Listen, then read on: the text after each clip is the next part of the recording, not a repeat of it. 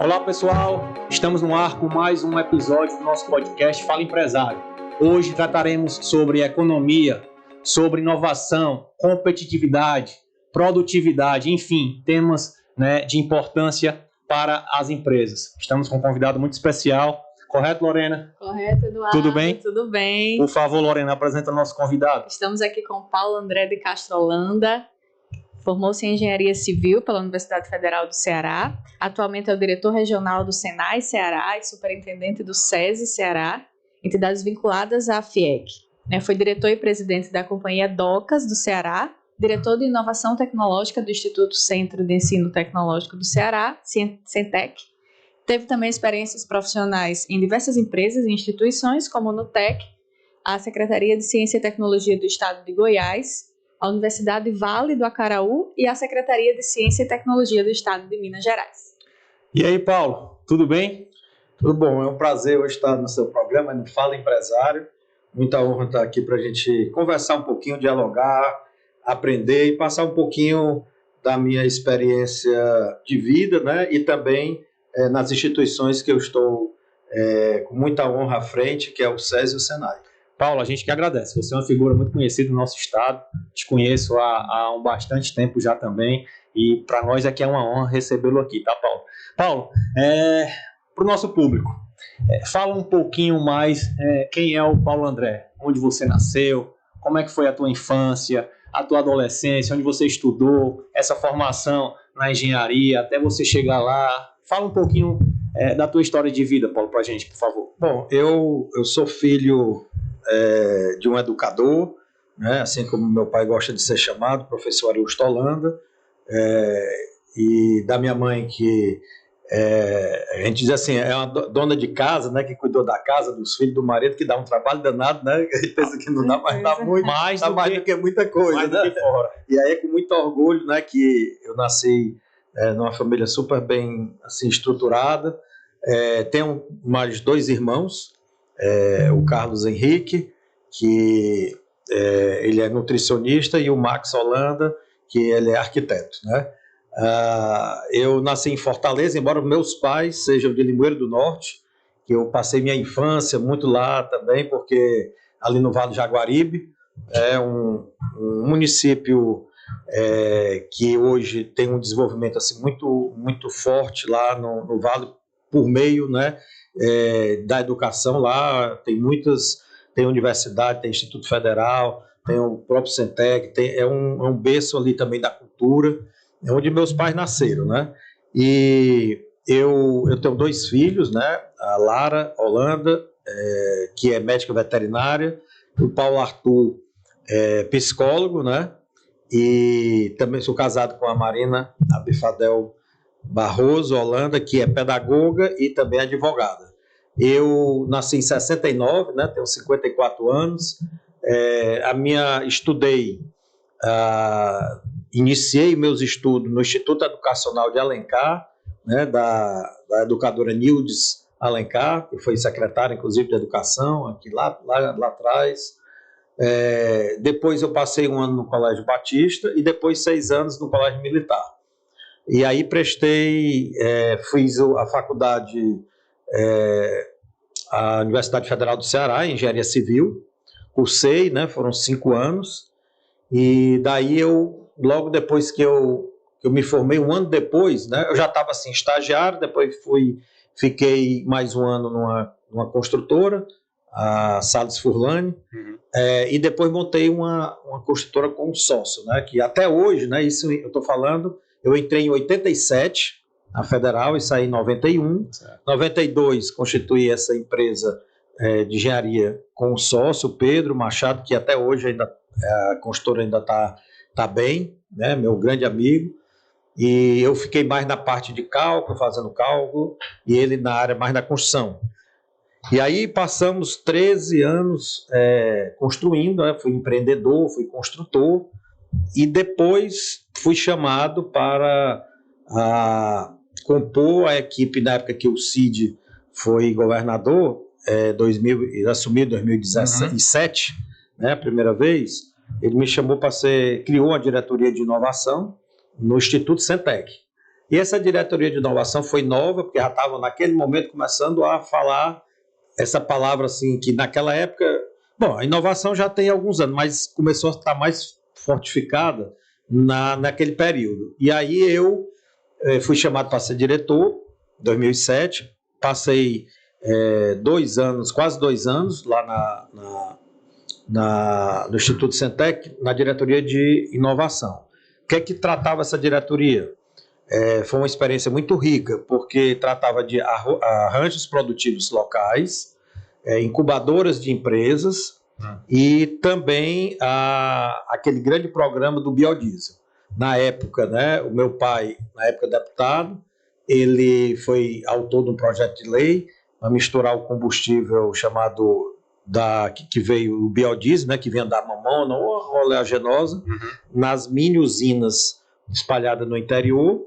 E esse projeto de lei era para misturar, começou com 2%, depois com 5%, com 10%, com 15% dessa oleaginosa com o diesel do petróleo. Isso já pensando naquela época na sustentabilidade, da descarbonização e por aí vai. Mas aí o lobby das grandes empresas começaram principalmente dos petróleos, aí dos petroleiros, e já a coisa começou a degringolar. Tanto que teve essa grande usina em Quixadá, de biodiesel, né, que foi construída, ficou mais de 12 anos, acho que 12, 13 anos funcionando, mas como eu disse, o lobby dos grandes acaba destruindo os pequenos, porque a lógica obviamente era atender, como eu digo, voltando aqui, quando eu estava na diretoria, nós instalamos, né, uma equipe bem forte, 8 mini usinas no interior do estado, né, Limoeiro, Piqué Carneiro, Aracoiaba, Tauá, Tabuleiro. A gente instalou essas mini usinas e que era uma cadeia, né, desde o início da plantação, uma oleaginosa, a maioria era mamona, aqui, tudo no estado. E aí essa ia para a mini usina, produzia e depois vendia para essas grandes distribuidoras mesmo de petróleo, né? Fazia a mistura e depois ia para a bomba, né? Isso em que ano? Isso foi em 2007, no início de 2007. Nem se falava tanto ainda sobre esse tema, né? Era pouco explorado, mas na época tinha o Expedito Parente, né, que foi o pai do biodiesel, infelizmente não está mais conosco, já faleceu. Meu pai era quem, na época, era o deputado e ele era secretário e deputado, né, porque ele tinha sido eleito, mas tinha sido chamado para compor o governo do Tasso, né? A propósito, me permita, vale o registro. Seu pai é um homem muito conhecido aqui também no nosso estado, né? Ele gosta de ser chamado de professor, mas foi um político, e é um político, digamos assim, bastante respeitado. Teu pai teve quantos mandatos? 6 mandatos de deputado federal e foi 3 vezes secretário, né? Um de Indústria e Comércio do governo Tasso, em 86, e depois foi 2 vezes seguidas, também dos 2 outros governos do Tasso, de Indústria, de Ciência e Tecnologia. E ele já tinha fundado na época o NUTEC, Tecnologia, né? E depois ele, dentro de alguns programas importantes, ele criou o Instituto Centec, que aí, nessa criação do Instituto Centec, teve 38 CVT, Centros Vocacionais Tecnológicos, né, espalhado em regiões assim, que tivesse condição, que eram assim, pontos que abrigava outros municípios. Por exemplo, lá em Quixadá, então, não dava para regional. Né? Então, eles foram instalados 38 e 4 faculdades, né? Uma em Juazeiro, outra em Limoeiro, outra em Xaramubim e outra em Sobral. Dentro dessas 4 faculdades, 2 estão aí de vento em popa, que são cursos tecnológicos, e 2 foi federalizado para o Instituto Federal. Então, era estadual, e aí o governo federal, o MEC, ele federalizou e passou para o Instituto Federal, que está de vento em popa. Enfim, são bem conceituados. São projetos que se concretizaram. Mas aí, desde a época. Fechando o parênteses do seu pai, voltando para a questão de quando você era lá do núcleo, aí ele funcionou por esse período e depois você foi para que passo? Bom, aí teve um hiato aí que eu até pulei. Antes de eu assumir a diretoria, né, que a minha equipe era muito, muito boa, a gente teve os arranjos produtivos locais no interior, maioria, e incubadoras de empresas. Você tem ideia? Teve incubadoras de empresas que tiveram toda uma assistência nossa do Instituto Centec, na nossa diretoria, algumas que estão ainda de vento em polpa, estou falando até hoje, né? Uma de queijo, por exemplo, de incubadoras que a gente conseguiu viabilizar, eram uns produtores de leite, e aí eles, não, eu quero fazer queijo agora. Então, pra você ter ideia, eles exportam hoje queijo, aí é queijo misturado com chocolate, com ervas, com não sei o que, então eles fizeram, e aonde? até hoje, em Limoeiro do Norte. Limoeiro? Hoje estão exportando para outros países, né? Então ficaram filhos. Ficaram, assim, muito bacana quando você consegue unir. Sempre eu digo o seguinte, nessa diretoria, a gente sempre trabalha com 4 pernas, né? Para numa pequena ou grande ou micro empresa, principalmente as micro pequenas empresas. A primeira é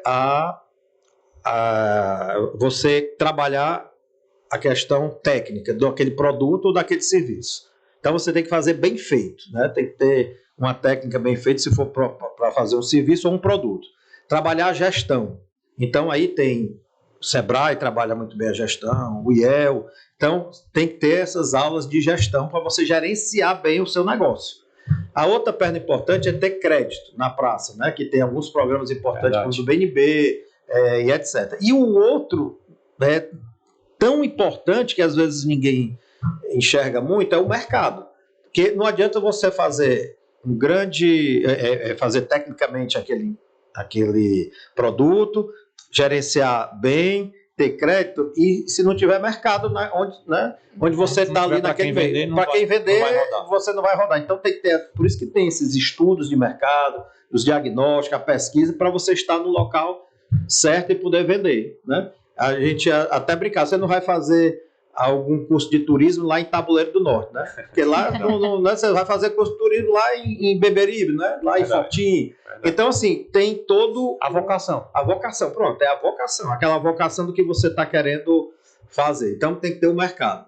Mas antes, eu queria até, quando você leu aí o meu currículo, eu ainda estava na iniciativa privada, mas quando meu pai estava implantando, na época que criou os institutos, o Instituto Centec e aí os CVTs, eu acompanhei muito bem, estava na iniciativa privada, numa consultora privada, mas eu acompanhava o mandato do papai e os projetos.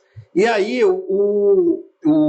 na época, o governador de Minas, que era nessa época era do PSDB, o Aécio Neves, e o governador de Goiás era o Marcondes Perillo.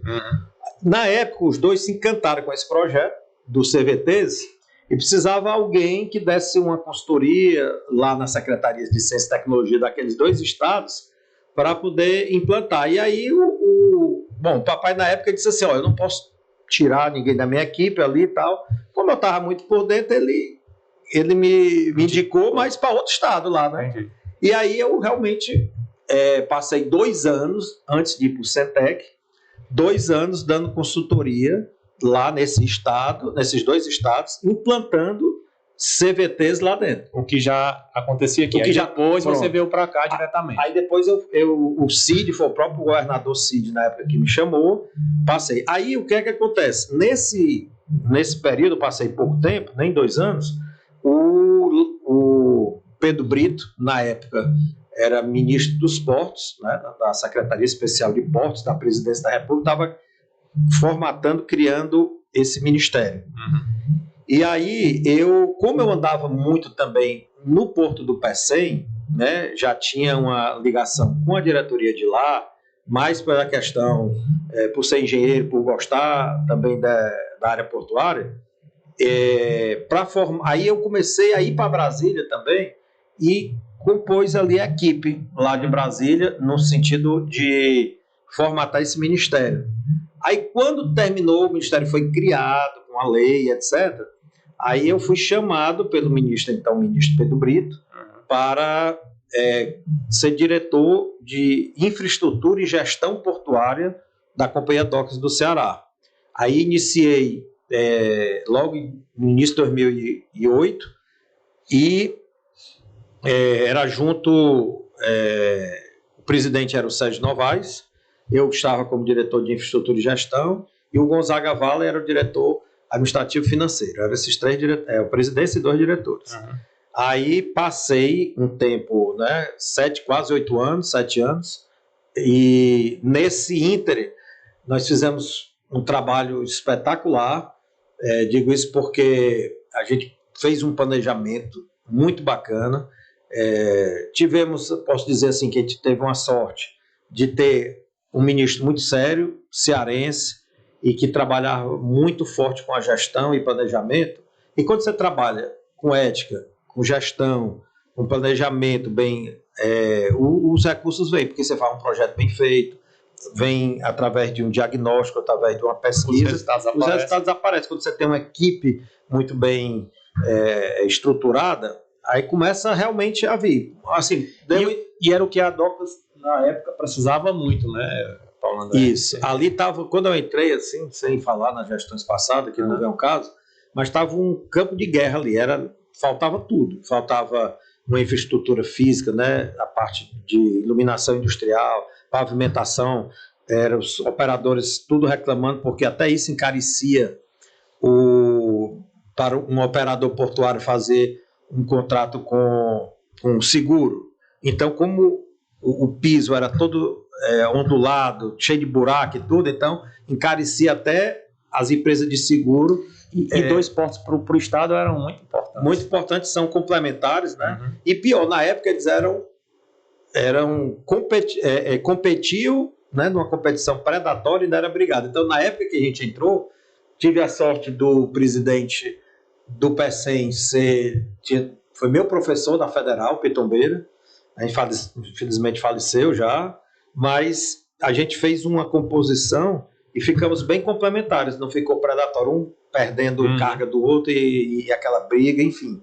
Então, foi um momento que a gente conseguiu recursos para fazer dragagem, fazer derrocagem, a retirada de pedras. Tinha um berço lá que estava totalmente parado, né? Um berço que não funcionava, inativo, porque tinha, né, muitas pedras. A gente conseguiu recursos para abrir um berço, né? Fizemos uma dragagem, fizemos muita coisa, inclusive o terminal de passageiro, que na época estava bombando a questão de turismo marítimo, né? Então teve esse recurso, foi o único dos 8 estados do Brasil a ter iniciado e terminado na época da Copa, né, para receber esse terminal.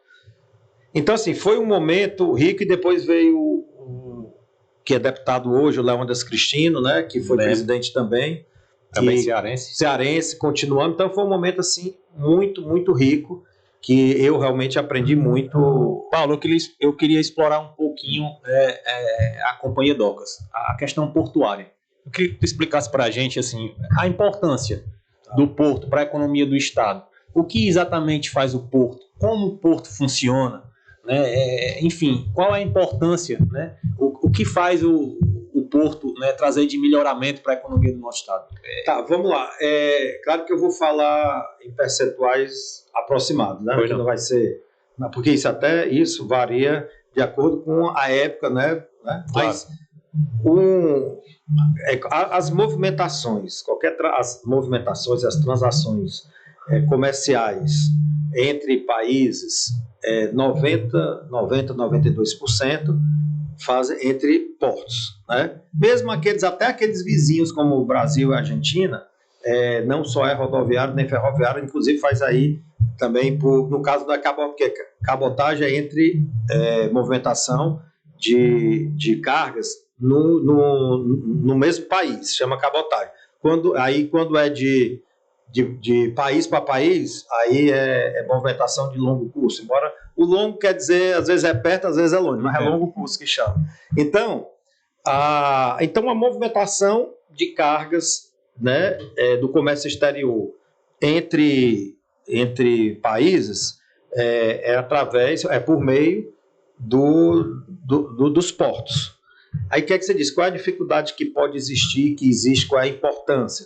A importância quando nós entramos naquela época, 2007, finalzinho de 2007, por exemplo, falar aqui especificamente do nosso estado, mas você pode generalizar. Quando não tem um estado forte, com um equipamento portuário eficaz, o que é eficaz?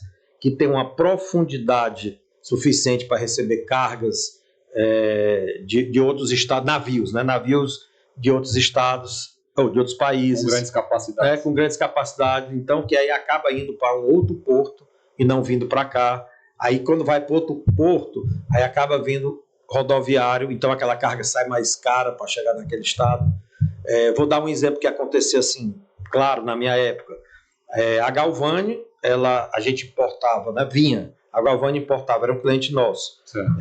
Fertilizantes, né, enxofre, para fazer fertilizantes. E a fábrica deles é na Bahia. Lá, não é nem Salvador, é Eduardo Magalhães.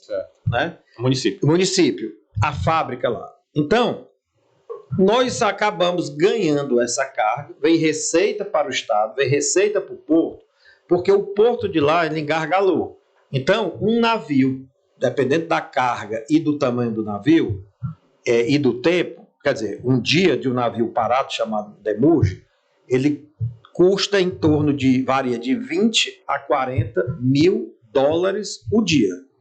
Então, imagine, um navio vem com carga, seja qualquer tipo de carga, e ele ficando ao largo e não podendo atracar para fazer uma operação portuária e depois sair, um dia varia de 20 a 40 mil dólares, aquele navio parado. Então, quando fizeram os cálculos matemáticos, lá, a Galvani chegou e disse assim, bom, como eu estou passando em média 10 dias, 8, 10, 12 dias, para o meu navio atracar lá no Porto de Salvador, ele me procurou, o dono. Aí disse, Paulo, tu me consegue uma janela? O que é a janela? É eu dizer que naquele dia ele vai atracar. Aí, é claro que tudo combinado, né? Claro. Qual é o dia que você vai precisar? Toda quarta está chegando um navio, mais ou menos, que aí varia um pouquinho da hora. Mas não é... Aí ele disse, ok, a gente faz um contato de janela. Então, aquele berço, quando vem aquele navio, então ele já atracava direto. Então, olha o que acontecia. O navio da Galvani vinha com aqueles enxofre e outras cargas, saía daqui de Fortaleza, cerca de 80 a 120 caminhões, lá para Salvador.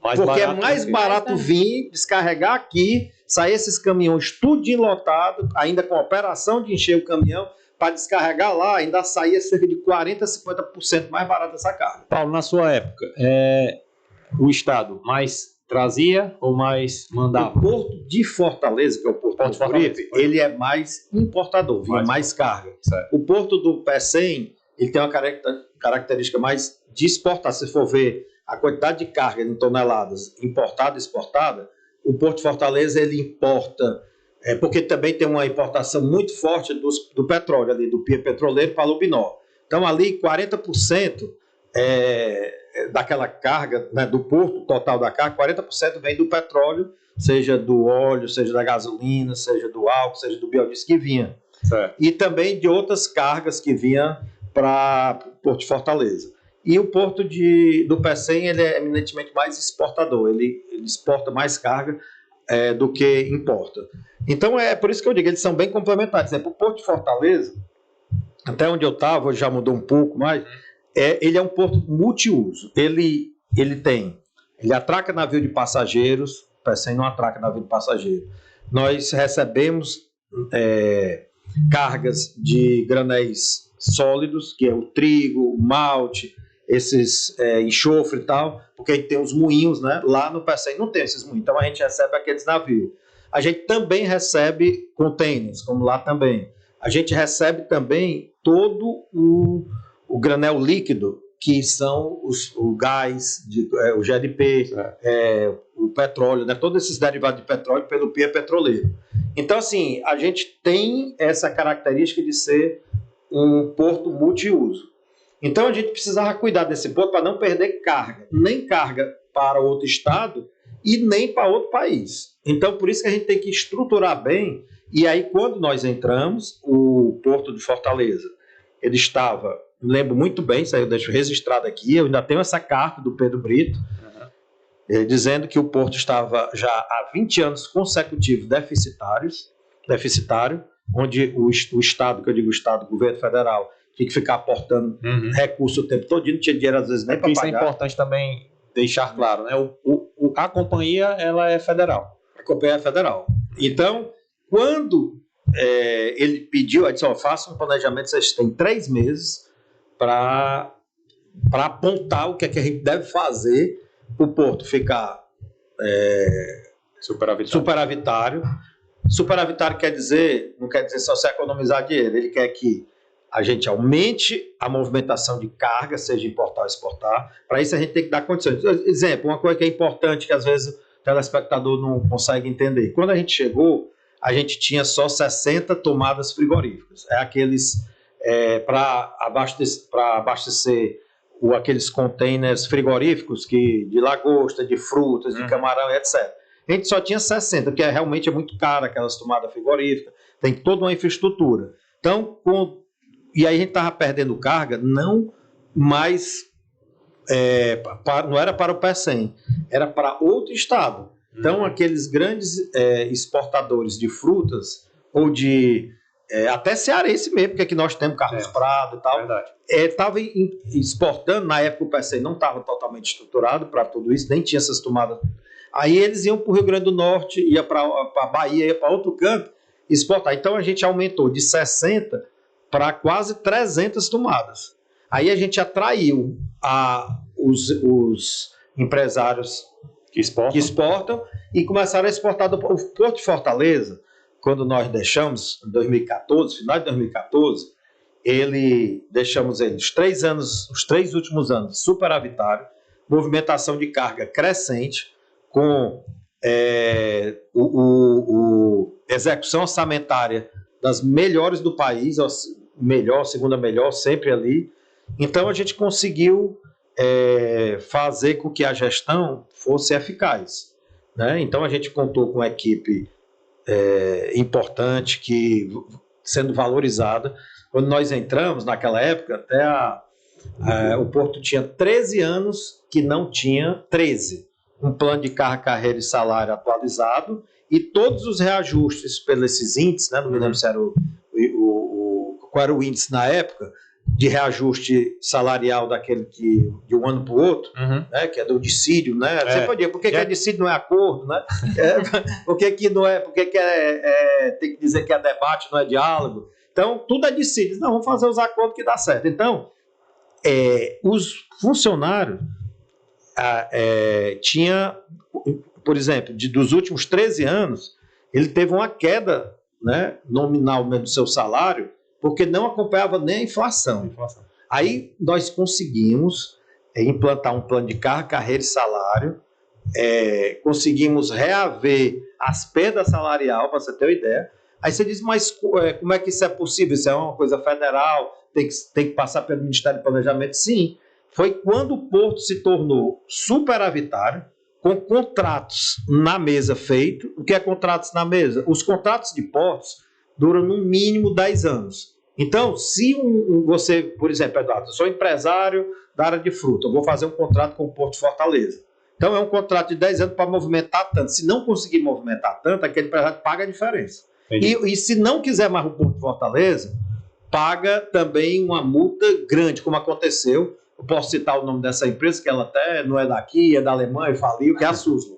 A Suzlon, ela vinha as pás eólicas para cá, deixava lá no nosso pátio, a gente cobrava, obviamente, a armazenagem, e ela, além de não conseguir ali pagar a armazenagem, fizemos um contrato, quando estava faltando 3 anos, ela quis rescindir e tal. O que é que aconteceu?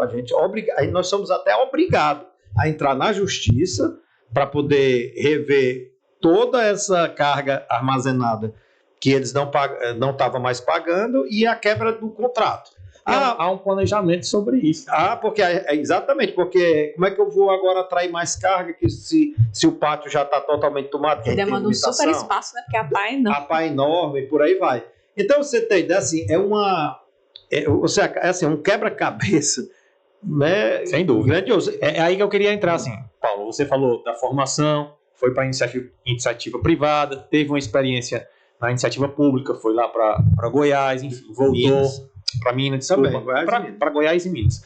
Voltou, enfim, aí teve esse desafio junto à Companhia Docas. Frente a tudo isso que tu até então viveu, o que é que tu enxerga a título de empreendedorismo? Que a gente possa ter alguns insights, assim. O que é o empreender para ti, frente a toda essa experiência que tu viveu até então? Pronto. Vamos lá. Muito das micro e pequenas empresas, eu vou falar aqui rapidamente, das micro e pequenas empresas, elas se formam, elas são criadas e tem uma estatística aí que elas morrem rápido, porque em 5 anos. 5 por aí já começam a... Existe algumas pesquisas, né, diagnóstico mesmo, que alguns fatores, eles são aquele que eu comecei a falar naquele início das 4 pernas, né? Então, tem que ter uma boa gestão, né? Gestão é importante. A gestão quer dizer administrativo, financeiro, contábil, saber fazer uma boa gestão da sua empresa, saber fazer um produto ou um serviço que seja que tenha qualidade no que você está fazendo. Tudo isso não é fácil não, mas já eu chego lá. Ter o crédito na praça, não estar inadimplente ou isso, para você poder rodar bem, pegar até um empréstimo, no caso, no sentido de capital de giro, seja o que for, e também o mercado, saber... porque, olha, hoje está mudando... Sim, e aí a inovação. Muitas empresas também, média, pequena, grande, elas morrem também porque não inovam. Eu digo isso porque é a experiência própria lá, por exemplo, no Senai. Vou dar um exemplo claro até da sua pergunta. A gente vai chegar lá no Senai. Mas uma empresa que às vezes, a grande maioria, né? Às vezes não, a grande maioria, ela está ali com o seu sócio, com a sua equipe, só ali, né? Não tem uma abertura, um horizonte amplo, né? Para ver. E aí, por exemplo, contrata o Senai para fazer uma consultoria na sua empresa e às vezes, para você ter uma ideia, às vezes só numa mudança de um layout das máquinas, você chega a economizar no final 12, 15, até 20% só na mudança de layout. Às vezes numa mudança da logística mesmo, de como está chegando o material ou como está saindo, tudo é calculado. Isso aí tudo Então, você entra na empresa, fazer um ISO, e por aí vai. Então às vezes a gente tem um programa chamado Sebrae Tech, que é importante aqui do seu programa a gente colocar, que é o Senai e o SESI, são os maiores executores desse programa. O que é esse programa? O Sebrae entra, isso é só para micro e pequena, certo? Mas que é a grande maioria então, eles entram com 70% da consultoria, e a empresa só entra com 30%. Mas é uma coisa negociável. E o que entra com 30% da consultoria ainda é parcelado em até 10 vezes. Exemplo, Paulo. Isso independente de segmento. Independente de segmento. Porque é Sebrae pega as micro segmento. O Senai pega toda a parte da indústria. O Senac pega a parte do comércio. A FAEC, lá com o Senar, pega a parte da agricultura. Então, esse é um recurso carimbado que já vem há 8, 7 anos, eu acho que 7 anos. É bem explorado, Paulo? É bem explorado. A gente, para você ter ideia, esse ano passado, não é porque faltou dinheiro, porque o dinheiro acabou sendo limitado. Mas nesse ano passado, faz 3 anos que o Senai é o maior executor desse programa. A gente executou mais de 5 milhões de reais só com micro e pequena empresa, atuando numa consultoria para melhorar a produtividade daquelas empresas. E outra coisa, a micro ou pequena empresa só ressarce quando está comprovando que ele aumentou a produtividade em pelo menos 20%. Fora isso, você pode usar também para fazer uma eficiência energética. Então, exemplo, padaria. A gente fez um grande programa com o Sindipam, Sindicato de Panificação. A gente atuou na padaria onde o consumo da energia é muito alto. Certo. Então, quando a gente faz um diagnóstico para melhorar a eficiência energética daquele empreendimento, às vezes economiza, em muitas vezes 30%, 40%, 25% só da energia, então aqui dali às vezes está ajudando em 5%, 6%, lá no final aquele produto você economizou. Eu vou fazer esse copo aqui, então se eu fiz um grande programa de eficiência energética na minha fábrica, eu economizei 20%, 25% de energia, vai refletir. Ele reflete na ponta, às vezes com 4%, 5%, você começa a ser mais competitivo com o que vem até de fora, do exterior. Eu me lembro muito bem de contar essa passagem aqui, né, porque eu estava fazendo os arranjos produtivos locais, no interior, e aquele produtor ficava impressionado, que ele disse assim, eu não consigo, isso eu estou falando lá da minha terra, de Limoeiro, eu não consigo vender nada para a merenda escolar de nenhum município. Como é que pode? Olha, eu estou produzindo meu frango aqui, tenho tudo aqui, meu frango aqui vem a Sadia, tem uma licitação e a Sadia ganha. Às vezes, será que teve alguma sei lá, falcatrua, alguma coisa? Não.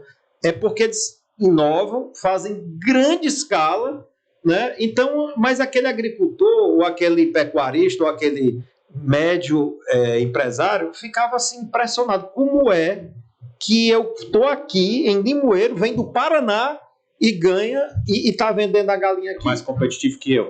Que é mais competitivo que eu. É porque inova também. Além de, aí começa aí claro que o Estado poderia regular essas entradas, sim, mas aí já entra o TCU, já não permite, porque tem que ter a livre concorrência e por aí vai. A gente não vai entrar nesse mérito, mas o que é básico que a gente tem que fazer? Trabalhar com ética, claro, e com essas 4 pernas bem fortes, né? Fazer uma boa gestão, um bom produto ou um bom serviço, a questão de ter crédito na praça, porque isso é importante, e o mercado. Então, para o empreendedorismo, né, ter um sucesso empreendedor, ele tem que entrar nessas vertentes e abrir um pouquinho o leque. Né? E atentar para essas ajudas externas, porque elas existem e funcionam. E funciona, aí você está inovando, você está conseguindo um recurso ou uma consultoria que, como eu disse, muitos ficam ali o tempo todinho e não conseguem abrir o horizonte. Na hora que você pega uma pessoa que vem de fora, que tem experiência, que aponta algumas coisas que sejam importantes, que dá para dar essa virada, então eles conseguem. A gente, até respondendo sua pergunta lá, nós no ano passado atendemos mais de 470 entre micro e pequena empresa no nosso estado. É um volume assim, de certa forma, só o Senai é importante, só a indústria, né, que atua na indústria. Todos eles, sem exceção, todos eles tiveram aumento de produtividade, eles ficaram mais competitivos, tiveram mais saúde financeira, muitos ampliaram o seu negócio, né? Então, por exemplo, vou dar aqui um caso assim super bacana. Tem uma fábrica lá em Juazeiro. Essa fábrica de Juazeiro era de sandália. Certo. E feito de borracha, né? Aquela borracha, sandália e tal. Então, eles começaram ali, essa fábrica, a perder competitividade. Vinha Zalé aí, vinha todo mundo assim. Claro que é super importante, mas eu estou dizendo assim, um caso real lá de uma fábrica lá do interior, que a fábrica é genuinamente cearense dali. Mas veio outras empresas de fora e acabou acabando com o mercado dessa empresa. O Senai esteve lá e deu uma ideia e depois deu todo um suporte, todo o desenho, tudo. E ele continuou ali vendendo a sandália, mas começou a fazer santo, certo. Aquelas imagens de borracha.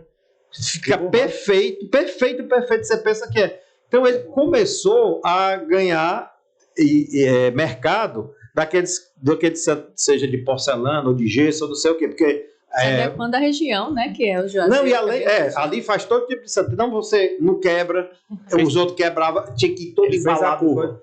Ele fez a curva, não foi bater de frente com os competidores que chegaram e usou o material dele, que a matéria-prima dele, que já era borracha.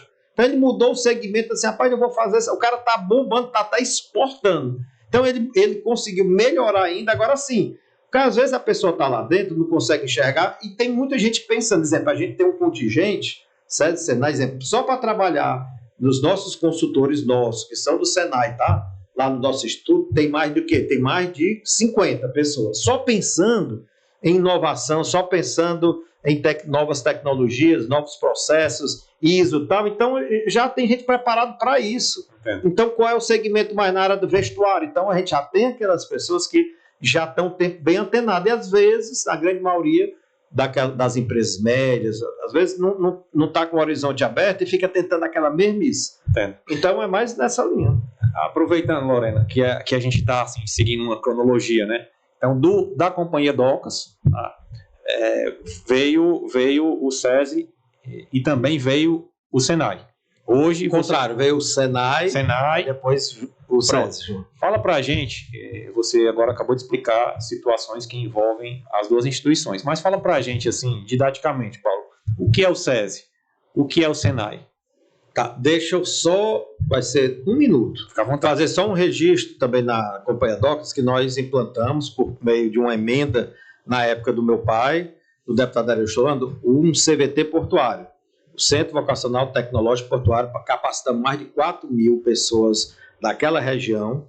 Era filhos de trabalhadores, de estivadores, de amarradores de navio, etc., vigilantes, que nós capacitamos, demos a oportunidade para aquelas profissões de pais para filhos, estava acabando, aquele que é filho do estivador não queria mais, então não sabia fazer, a gente capacitou, foi uma emenda. E também gostaria de fazer esse registro, que à época, Dr. Ivens Dias Branco, ele ajudou, patrocinou esses cursos com recurso próprio, e porque não era atividade fim do Porto, essa área social. Entendi. Então, foi uma emenda extra do deputado Ariosto, é o único porto do país que tem um centro de treinamento na área primária, dentro, não é com convênio para fazer em outro canto, então é lá dentro.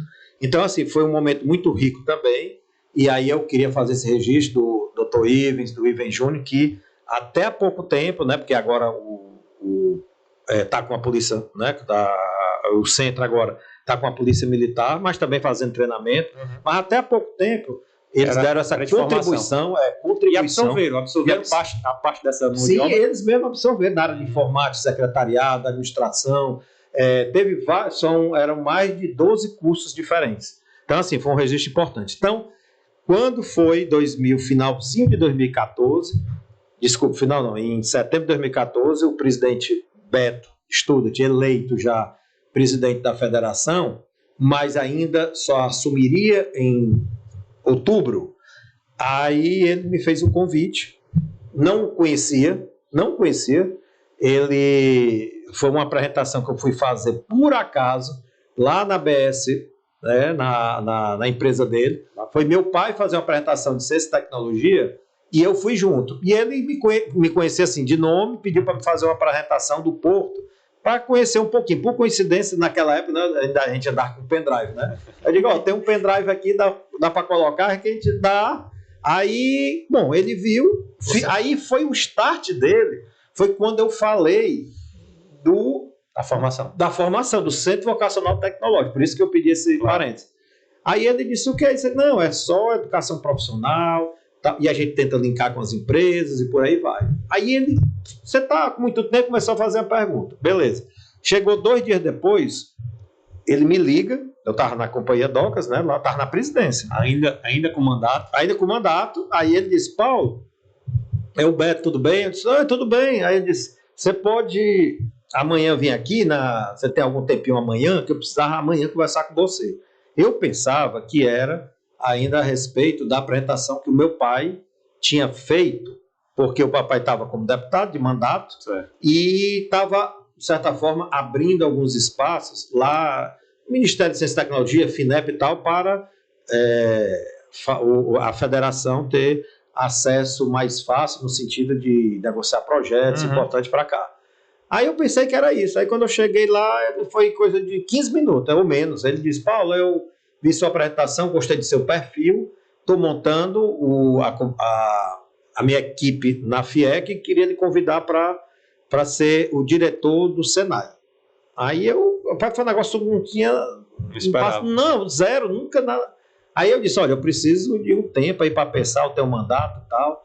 Aí ele disse, não, mas vai ser bom, vamos fazer um grande programa, um grande projeto, tal. Aí disse quais eram os desafios que ele queria. Aí me encantou. E a coisa que me encantou é que ele disse, Paulo, quando eu confio, vou entregar o Senai para você, gostei daquela sua apresentação, faça o que você sabe fazer. Aí ele me deu como se fosse assim, carta branca e deu mesmo. Né? Aí eu disse, deixa eu pensar. Aí ele disse, eu estou viajando amanhã. Aí eu disse, me dê 5 dias para eu pensar. Aí eu conversei com meus pais. Aí eu adoro essa área do ensino profissional, profissionalizante, educação também. Aí eu disse, eu vou aceitar. Aí liguei para ele no outro dia, ele até riu, já, né? Aí eu digo, já, então vamos. Então não falo para ninguém e eu vou anunciar todos juntos, né? A minha equipe toda junto e você andando, mas não comente. Eu digo, ok. Aí assumi a diretoria regional do Senai em final de 2014 e estou até hoje, vai fazer 10 anos, né? Ainda no fim do ano, né? Estou com 9 anos e um pouquinho e há 2 anos e meio eu estou como também superintendente do SESI, né? Assumindo as duas instituições que se complementam. Então, o que é o Senai? A sua pergunta. O Senai ele foi criado para fazer aprendizagem industrial. Aprendizagem não está dizendo aprender uma profissão,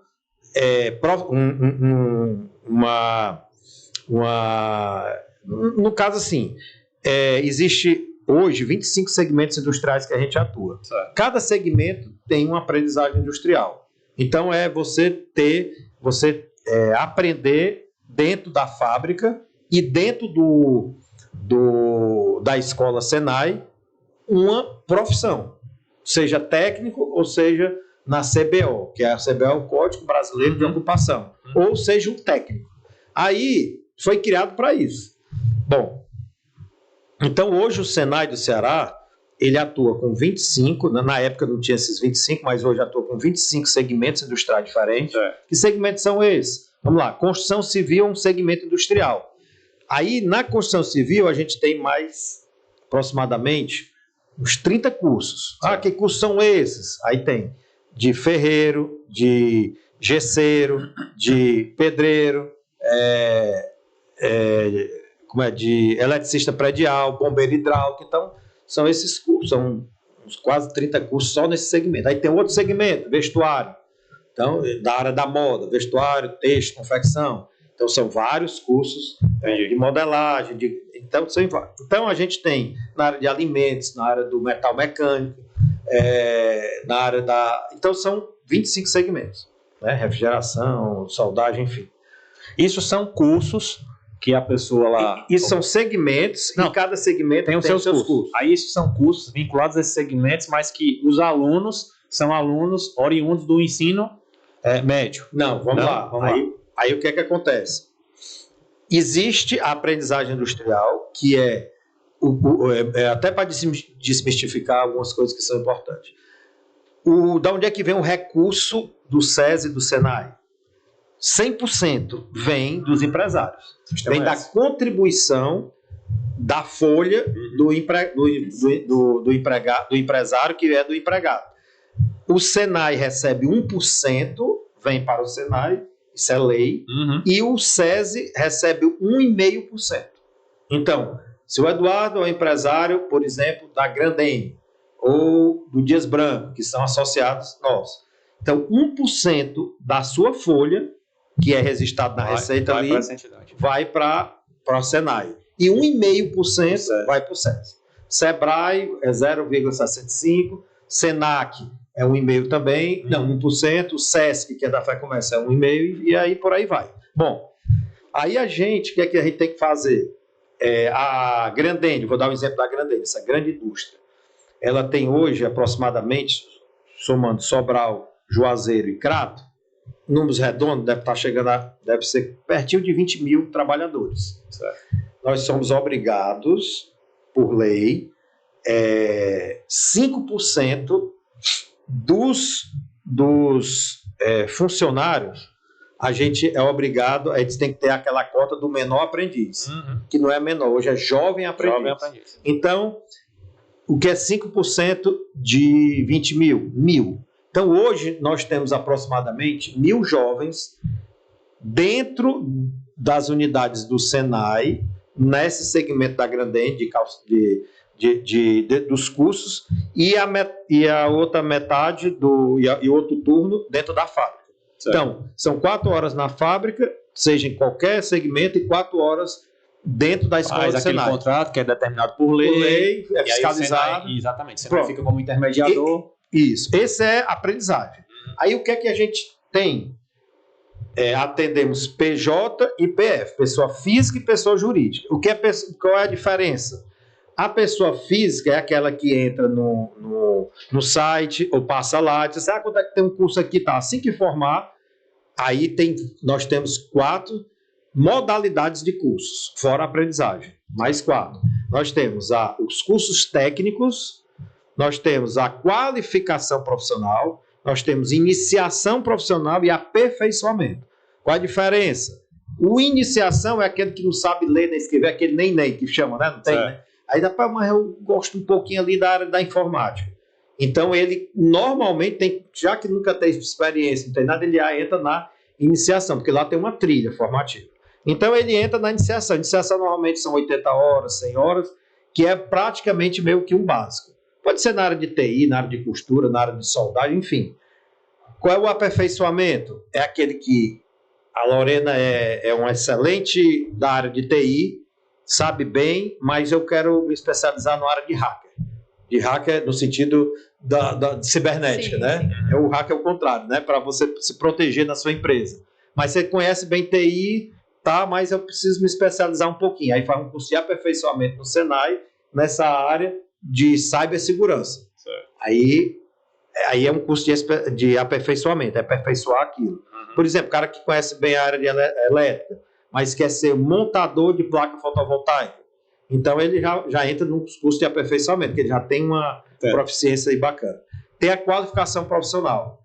É aquele que sai com a CBO, Código Brasileiro de Ocupação. O cara que sai como um bombeiro, sai como um eletricista.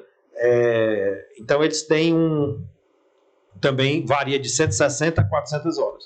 E o curso técnico, que varia de 800 a 1.500 horas. Então ele sai como técnico em vestuário, técnico em refrigeração, técnico em soldagem. Então, uns cursos que a gente, em segurança do trabalho, em logística, em alimentos, dependendo qual é o segmento do alimento, se for panificação, se for doce, enfim.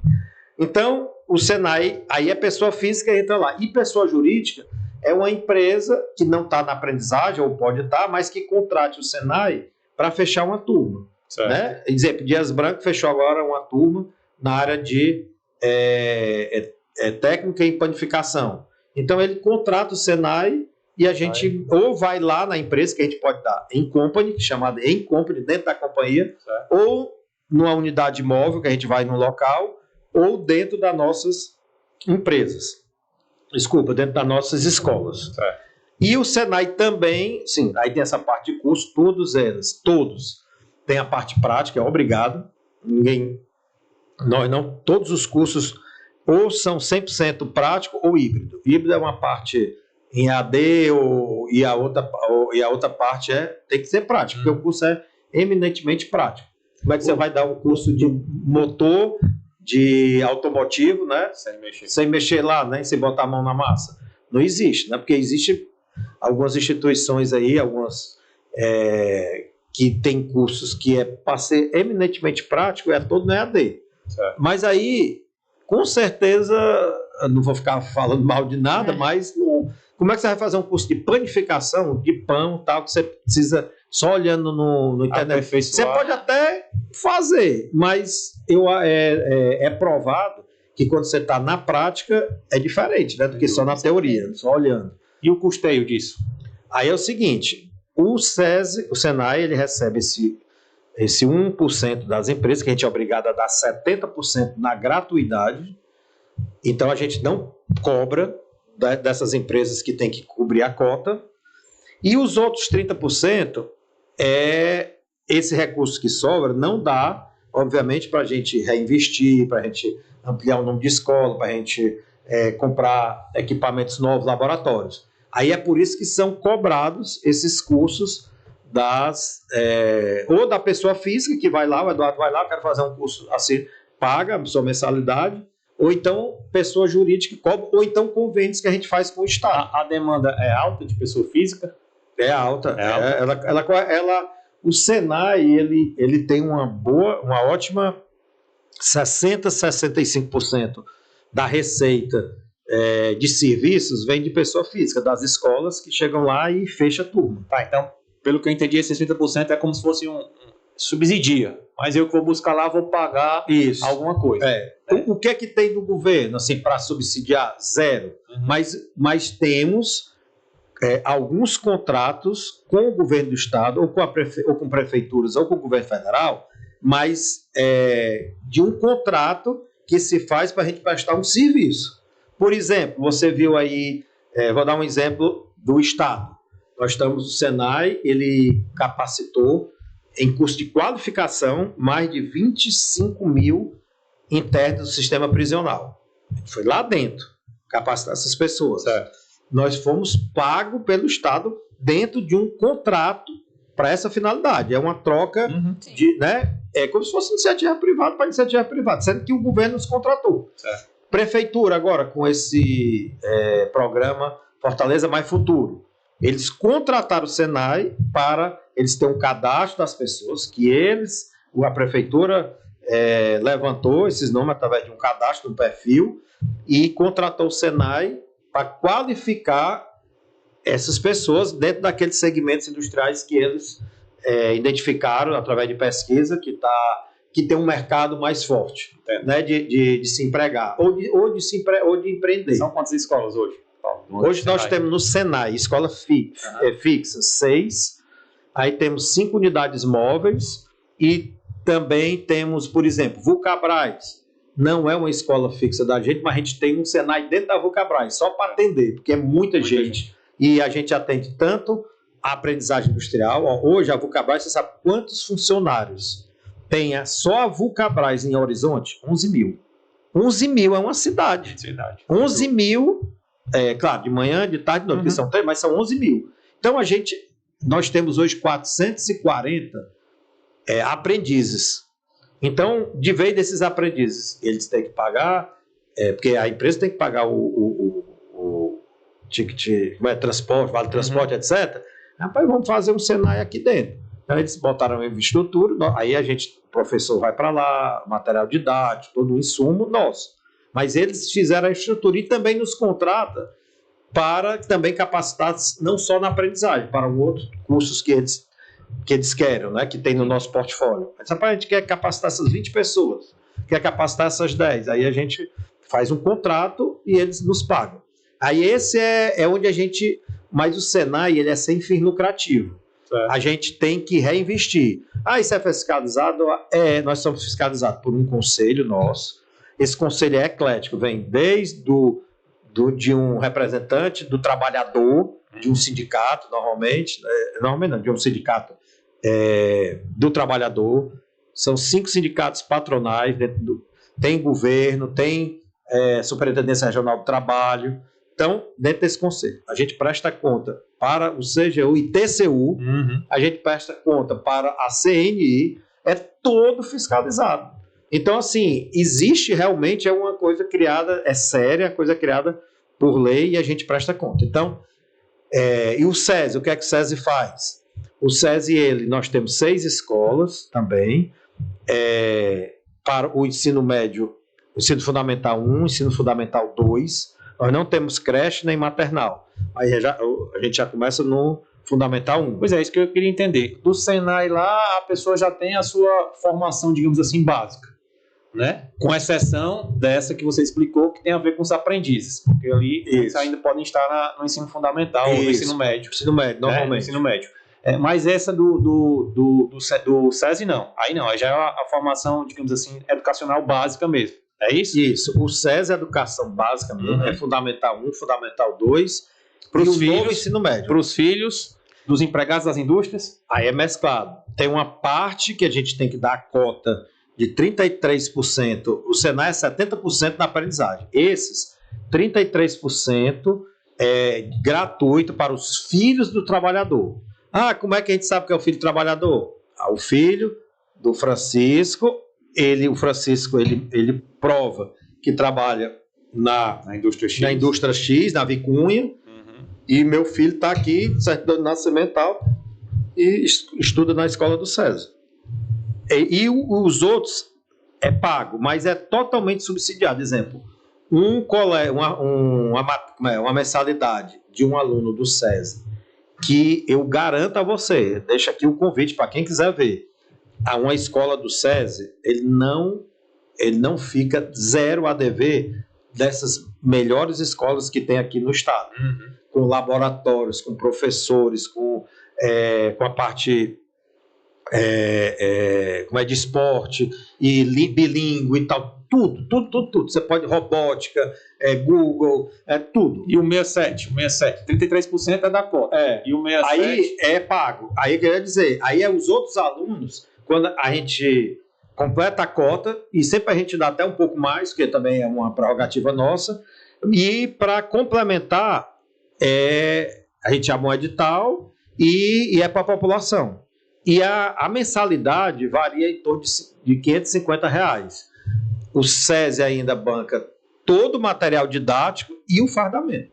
E a mensalidade é R$550. É um terço. Daí a concorrência. Um terço, um quarto. Agora. Porque tem qualidade. Tem qualidade. Mas o valor é pequeno, mas a gente sabe, é tranquilo, porque tem espaço para todo mundo. Ninguém está tirando, acaba não estando tirando também dos empresários, do colégio, dos educadores. Não.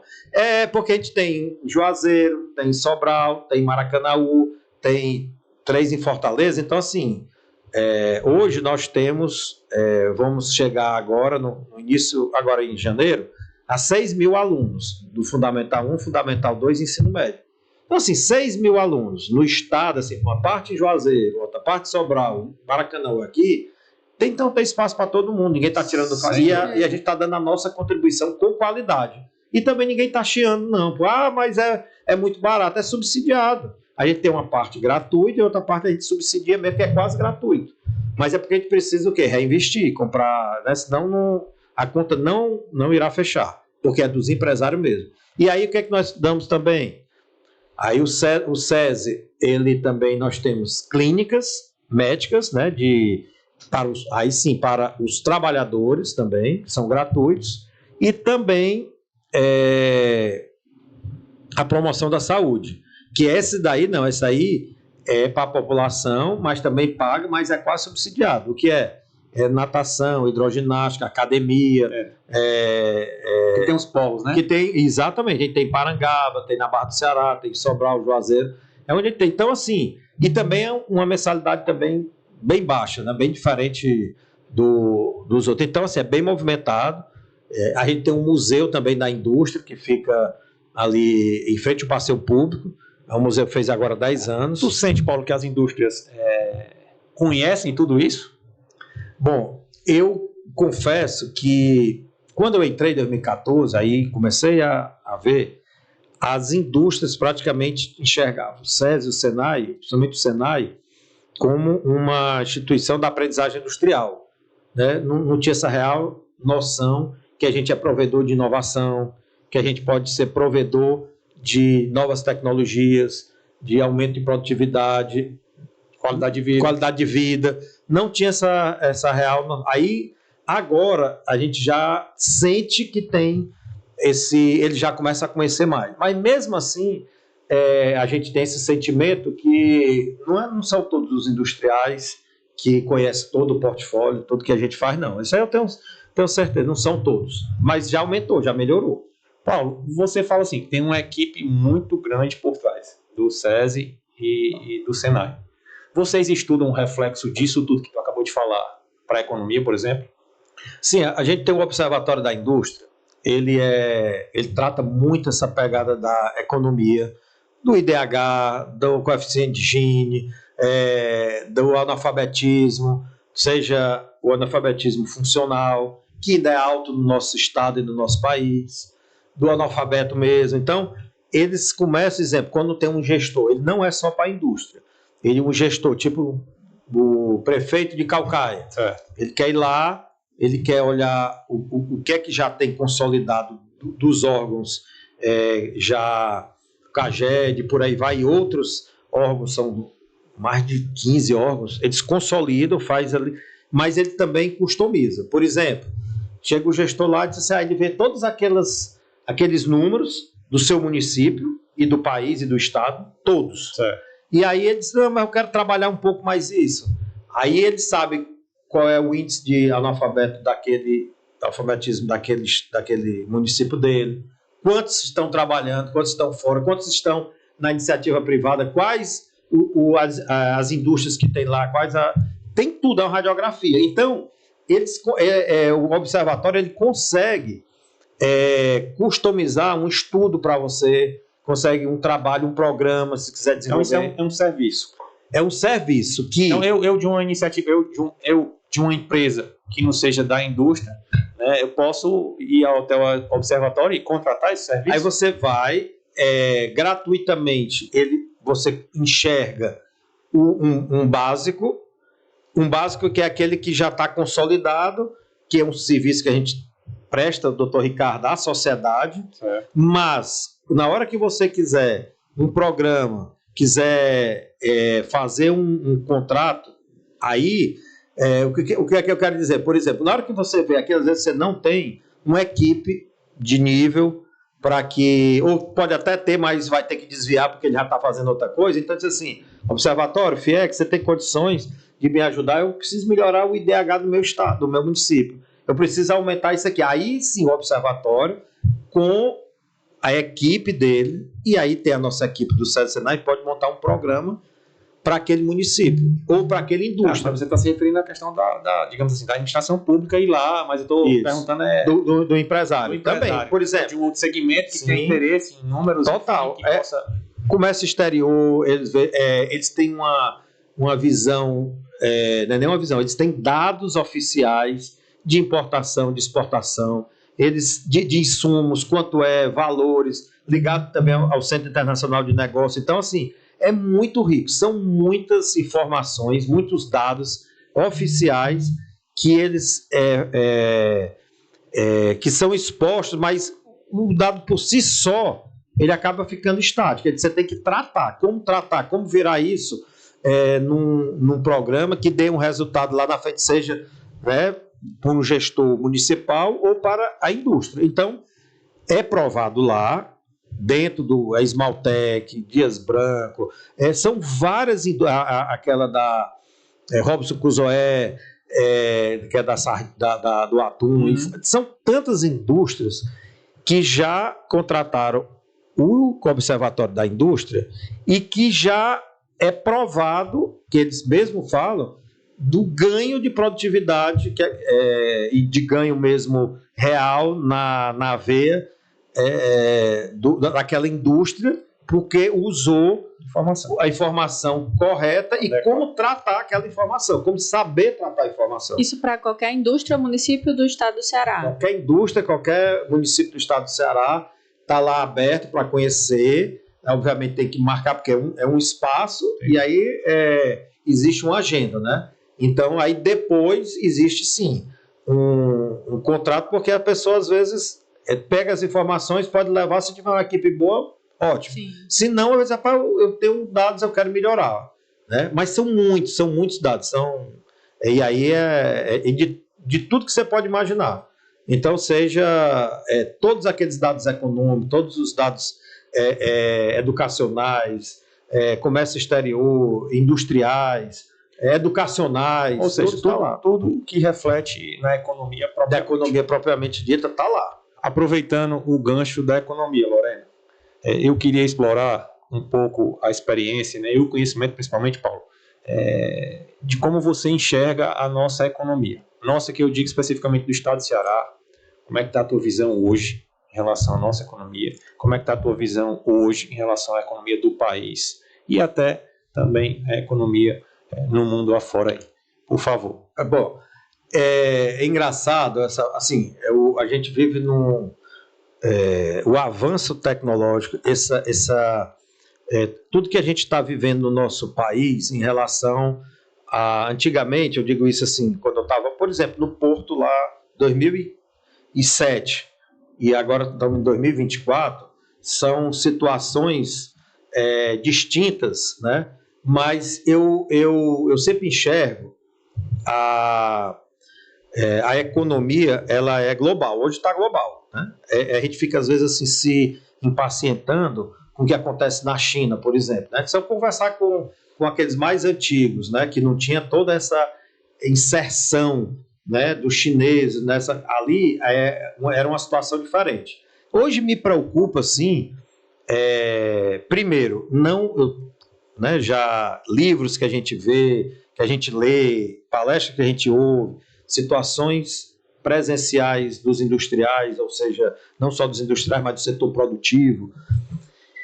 Tem uma coisa que aqui vamos para interno, né? Certo. Tem que ter uma coisa chamada ética. Ética é a principal, porque assim, muita coisa está atrás da cortina. Que você pensa, que não, às vezes as pessoas não estão tendo um real conhecimento de tudo que está acontecendo, mas por trás da cortina está acontecendo 1001 situações que vai acabar refletindo naquele estado, naquele país, né? A bolsa que cai ali aí reflete em todo canto. Então, assim, uma economia que tem um Estado, né? O Estado que eu digo, o Estado brasileiro, que tem um comércio exterior, eu sempre digo, os portos, a gente falou, né? Que é o comércio exterior, é o que movimenta nossa economia, tem que ser forte, né? Tem que ter uma política, as políticas públicas tem que estar bem consolidada para que a gente possa vender bem, para que a gente possa comprar bem, essa reindustrialização do país, né? O que é isso? O que é reindustrialização? Vem de quando? Será que a gente está politizando bem? Porque acabou o último governo, aí será que toda essa crise que a gente está vivendo foi dos últimos 4 anos? Será que é só isso? Né? O que é que impactou mesmo? Agora, que é provado que hoje o nosso parque industrial, estou falando mais da indústria, certo. Nosso parque industrial hoje tem 35%, né, saiu há pouco tempo, 35%.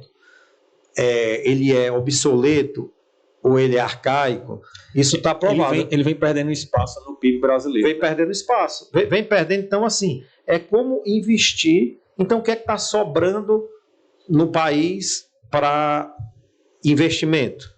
O que me preocupa não é nesse governo, não. Eu acho que é quase todos. Você já deve ter ouvido que, assim, tantos bilhões para investimento, seja em rodovia, seja em porto, seja isso, tá lá.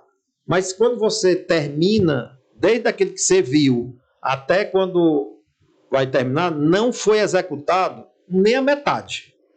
Porque uma coisa é como dizer assim, quem que não foi executado nem a metade?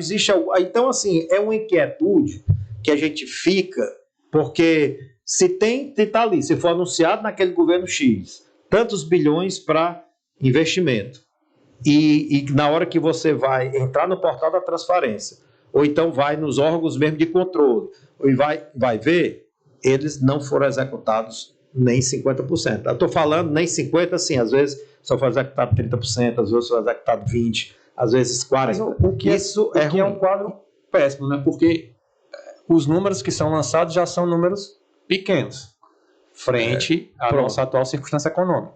E aí você não aproveita o pequeno. Tá, eu vou dar aqui um exemplo.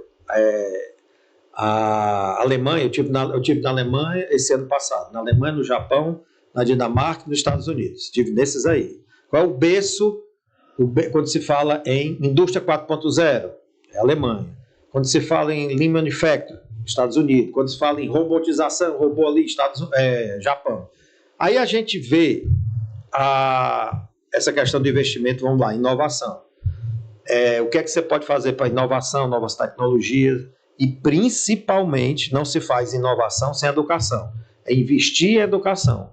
A economia também, é como você diz assim, não adianta você ter uma economia forte, não é nem a economia forte, a economia se faz forte se tiver um povo educado, um povo que sabe trabalhar, que dá menos prejuízo na sua indústria, na sua fábrica, no seu comércio, porque isso tudo acarreta, a educação ela é prioritária, ela é base de tudo, não adianta você ter, eu não conheço Eu não vou fugir da pergunta, mas eu queria fazer uma observação. Eu li, que tem tudo a ver, claro, né?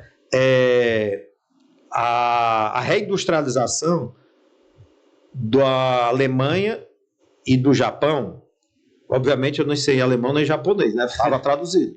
Eu não tenho o plano de como é que chama? O plano de...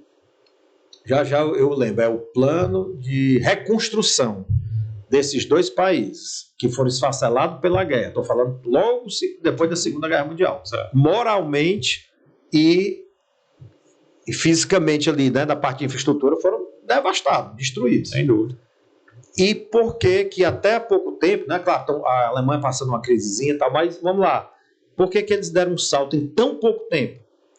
Então, no plano de reconstrução desses dois países, está lá escrito, os dois alicerces, os dois pilares, o pilar desses dois países mais forte, mais robusto, de mais investimento, foi educação em todos os níveis. Só que estou dizendo, está lá. Aí, quando você ouve um embaixador japonês que esteve na Câmara e diz que, na Câmara dos Deputados aqui, e que a educação lá não é obrigatório, é compulsório, é mais do que obrigatório. Eu falo, o que é a diferença do obrigatório e do compulsório? O obrigatório é que está ali na lei, é obrigado a você pagar a taxa do lixo, é obrigado. Mas você talvez não pague, né? Então, é obrigado a você ir para a escola. Aí é obrigação. Não foi. O compulsório, ele vê lá, aí cadê o aluno aqui? Está aqui não, venha. Aí ele puxa, vai pegar. Não, foi isso que ele explicou. Então, uma coisa é compulsória, outra coisa é obrigatória. Então, a educação dos dois países ficou sendo compulsória. Você tem que estudar com qualidade.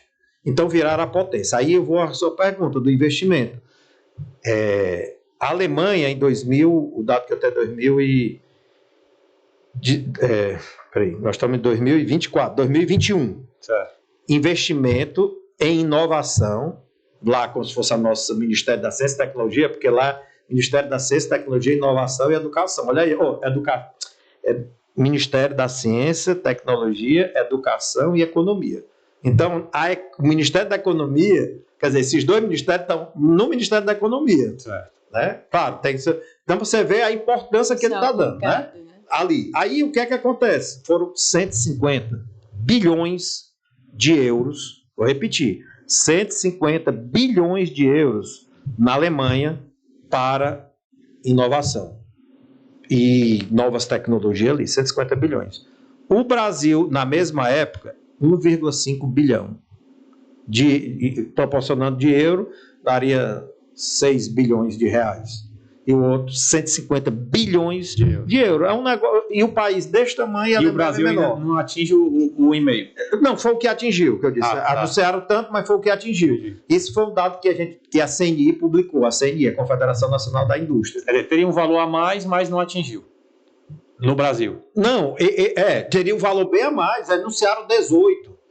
Que é pequeno ainda. Que é pequeno. A um país quase um pouco mais de 10%. Então, isso mostra que como é que uma economia ela vai crescer se tem um país que tem um índice de analfabetismo funcional. Você olha aí hoje, qualquer ouvinte vai pesquisar, é 28%.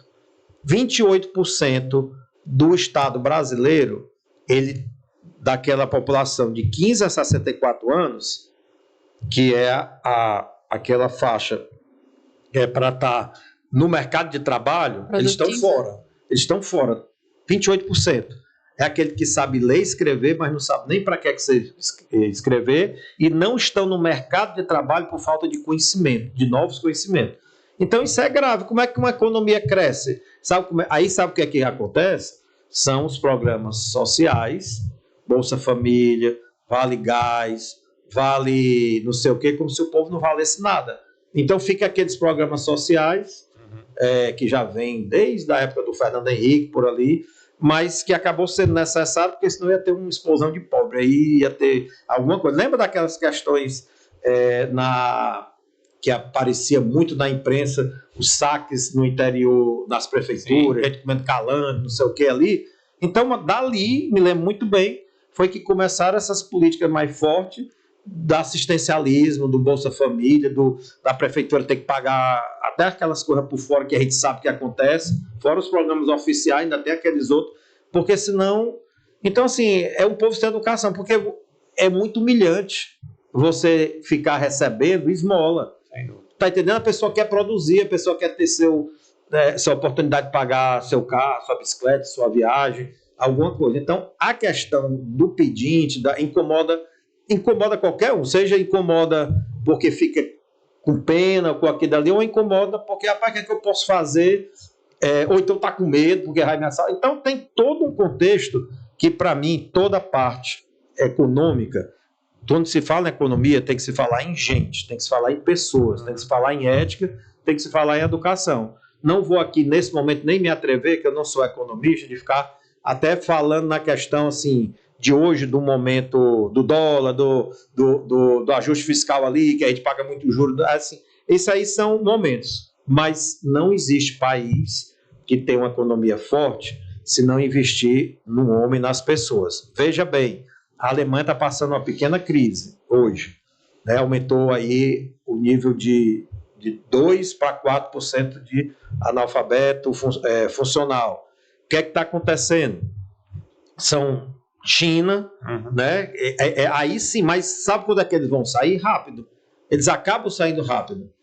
Passam por crise, todo mundo passa por crise, né? Tá no casamento, passa, depois fica bom, tal, se ajeita. E assim, ao seu ver, quais os desafios que o setor industrial, o setor produtivo tende a enfrentar nos próximos anos?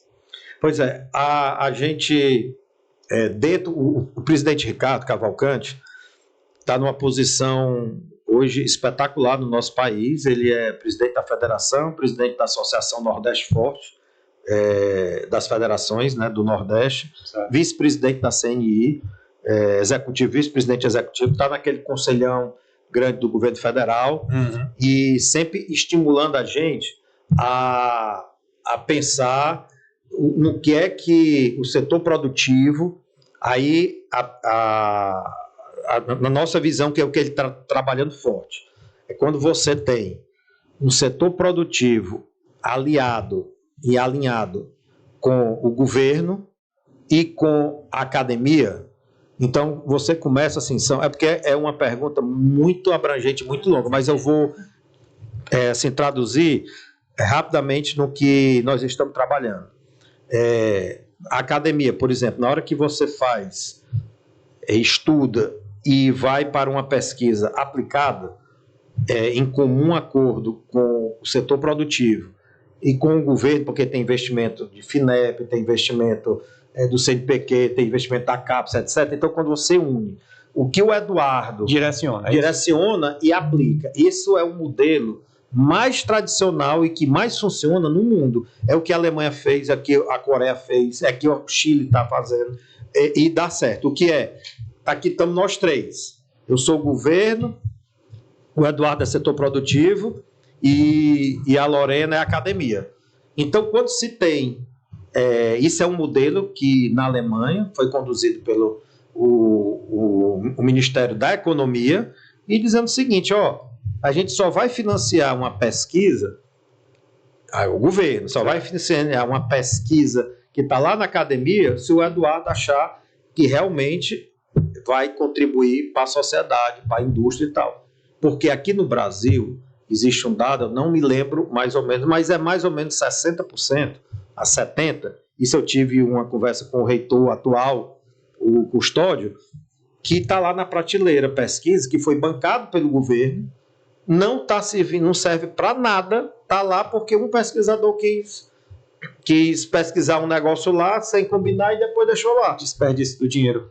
Desperdício, isso aí não movimenta a economia. Você não gira, você não consegue aplicar, aí por isso que vem o quê? E a academia trabalha à toa também, né? A academia às vezes acaba ou então sendo individual, porque o conhecimento sem estar divulgado, sem estar aplicado, ele não serve para nada, né? Você pode ter um cara ali e só ficou para ele, isso acontece demais, né? Então, assim, finalizando aqui essa pergunta, como é que a gente então vai competir, né, com a China? É claro que lá tem trabalho escravo, imposto não sei o que, a gente sabe algumas coisas, mas mesmo assim tem muita coisa que a gente poderia estar evitando, porque a gente poderia estar pagando bem menos. Eu sou muito a favor, sou muito mesmo a favor, sou muito bairrista, mas às vezes a gente acaba comprando uma coisa que não é nossa, né? De vez de comprar as coisas nossas aqui do nosso estado, do nosso país, acaba preferindo o que é bom é o de fora, né? E às vezes nem é, né? Às vezes nem é. Então, a economia forte é aquela economia que tem uma população educada, qualificada, trabalhando assim com ética, e que tem o governo, as políticas públicas em favor do homem. E a melhor maneira de se investir no homem, ou diga o homem, a pessoa humana, é por meio da educação. E aí você consegue deslanchar, consegue fazer as coisas acontecerem. Me fez lembrar agora, por coincidência, viu, Paulo? Eu estou iniciando a leitura de um livro do Nassim Taleb, não sei se você já o conhece, que chama O Antifrágil, né? E ele faz essa crítica aí à academia, porque ele também é da academia, né? Ele é filósofo, e ele faz essa crítica, né? Não pode haver um desalinhamento entre os acadêmicos e o setor produtivo. O setor produtivo é como se ele fosse aquele que coloca a veia na seringa, né? E o acadêmico tem que ter essa visão, tem que correr o risco. E talvez correr o risco seja isso, né? Colocar os seus projetos, os seus estudos para a linha digamos assim, do prático, e algo acontecer propriamente para a sociedade, economicamente falando. Exatamente. Então, é algo muito interessante que você falou. E eu queria pegar um gancho, tá? Do que você está falando. Porque assim, Paulo, tu vive num mundo que é um mundo muito bem relacionado, digamos assim, com o setor público. Isso é fato. Sim. Tá? Isso é uma opinião própria. A Federação, por exemplo, das Indústrias é uma federação muito atuante, tá? E que você aqui explanou diversas instituições vinculadas à federação que atuam fortemente na educação, que faz refletir no empreendedorismo e por aí vai. Enfim, todo o nosso programa aqui está sendo muito bem caracterizado dessa sua relação, sua que eu digo institucionalmente, né? Digamos assim, da federação com o poder público, e a federação representando aí a iniciativa privada, que são as indústrias. Isso. Mas, assim, Paulo, isso é muito teu mundo. Mas, por exemplo, eu, né, no meu dia a dia, lido com a iniciativa privada propriamente, tá? E a nossa relação com o poder público, às vezes, é difícil. A gente encontra muita burocracia. Você que vive nesse mundo, eu sei que você enxerga uma boa relação, e que é importante, e que institucionalmente deve existir. Mas para a iniciativa privada, digamos assim, grosseiramente falando, aquele empresário que está ali no dia a dia, né, que precisa de uma segurança melhor, jurídica, né, também. Que precisa de uma segurança jurídica, que precisa de uma reforma tributária, né, que venha tudo bem, mais imposto, mas que ele não aguenta mais. E o que é que tu pode dizer para que haja um melhoramento da relação institucional, né, entre o público e o privado? O que é que o público precisa aprender? O que é que o privado, precisa enxergar para melhor se relacionar com o público, já que você vive esse mundo e eu constato que há uma relação, né? Aí é uma relação boa. Diz aí, Paulo, para a gente. O que é que a gente pode... sem falar, obviamente, sem pontuar governos, enfim, você falou uma palavra-chave que é a burocracia. A burocracia, ela acaba...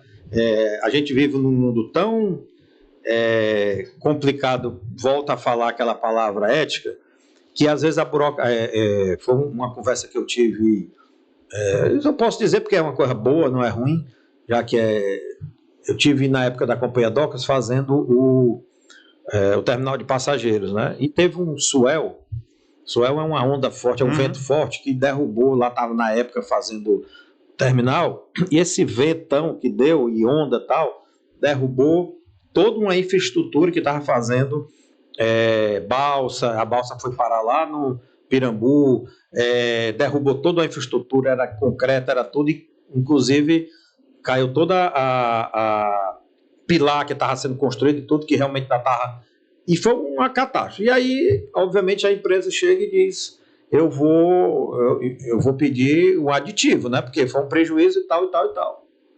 E aí, o que é que acontece? Quando a gente foi calcular, deu maior do que o limite possível de um aditivo, né? 25%, que era novo, então até 25%. Então extrapolar porque foi provado e tal. Aí quando eu cheguei, quando fui lá levar, aí para Não, aí tem que consultar o TCU, ok. Então, quando o TCU pegou, ele disse assim, não, isso aqui a gente tem que levar, a gente está com pouca gente, foi desse jeito. Nós estamos com pouca gente aqui, tal, para a gente dar um parecer tudinho, eu tenho isso registrado, eu digo isso aqui abertamente, porque isso aí foi muito tocado, para dar um parecer de tudo, a gente precisa de 6 meses. Para dar um parecer de uma coisa. Aí eu digo, não, mas já está. Não, porque tem que ir, tem que ver, tem que averiguar, tem que constatar, tem que mergulhar, tem que ver tudo e tal. Mas 6 meses já tem acabado a Copa do Mundo. E isso aqui é para a Copa do Mundo. O que é que a gente vai fazer? Como é que pode?